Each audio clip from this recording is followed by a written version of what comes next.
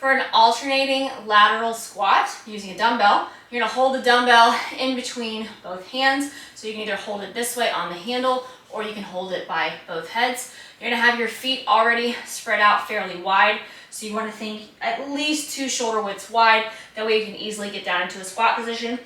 Toes will be turned out slightly because whenever you do a squat, typically most people will have their toes turned out. So however you normally orient your feet for your squat, go ahead and make that angle with your feet. You're just kind of have your feet a little bit wider. So your feet stay fixed for the squat variation. If it was a lunge, you'd be stepping. Squat, your feet are going to be fixed in place. We're going to hold the dumbbell here.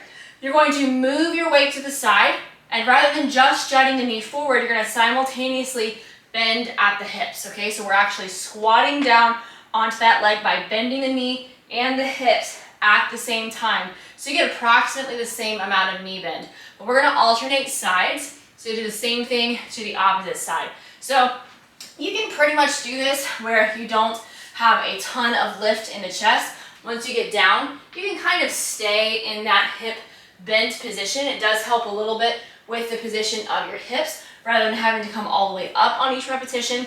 That's just kind of optional.